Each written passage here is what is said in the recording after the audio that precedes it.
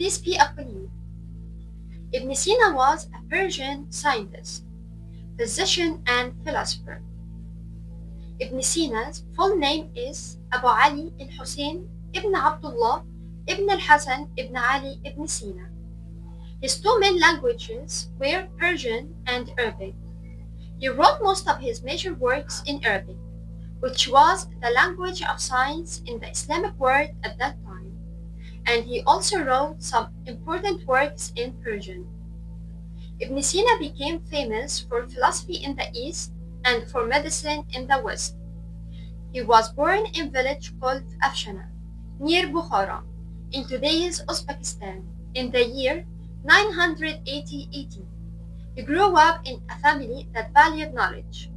His father brought him and his only brother teachers for the Quran and for literature.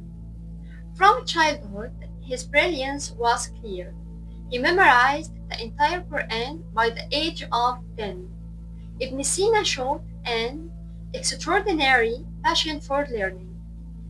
Ibn Sina studied a wide range of sciences, religious and linguistic studies, logic and philosophy, mathematics, astronomy.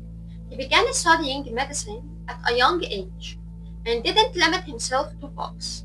He practiced treatment himself at the age of 16.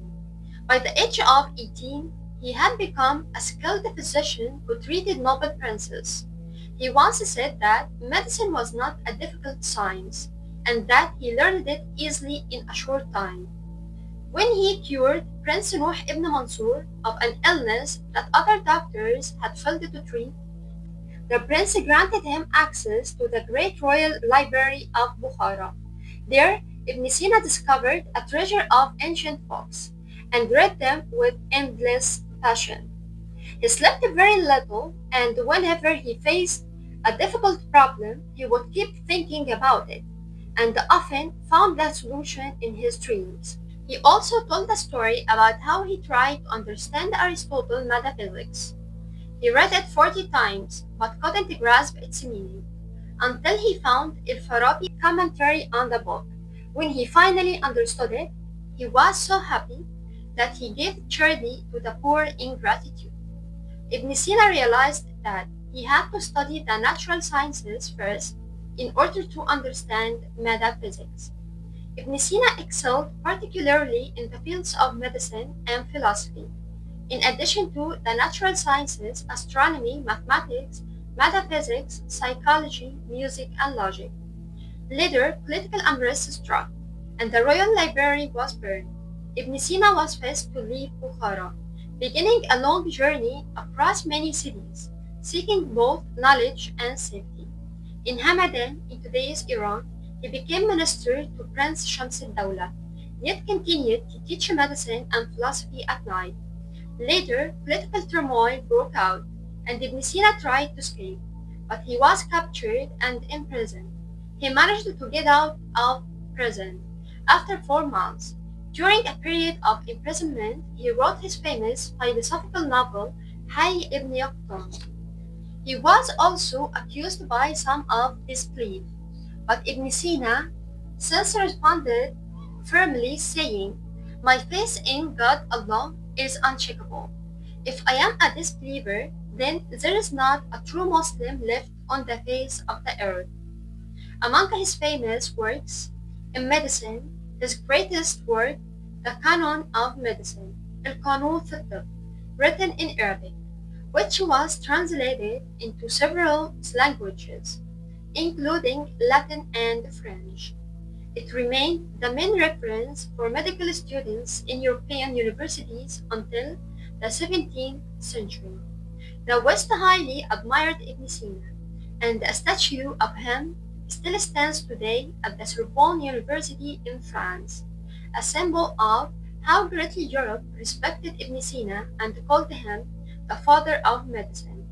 Ibn Sina experimented with medicine on animals before using them on humans, an early form of clinical testing. He described bones, cartilage, and internal organs with remarkable precision, and even invented simple medical tools such as scalpels, tissue expanders, and measuring rulers. He was one of the first to describe infectious diseases, psychological treatment.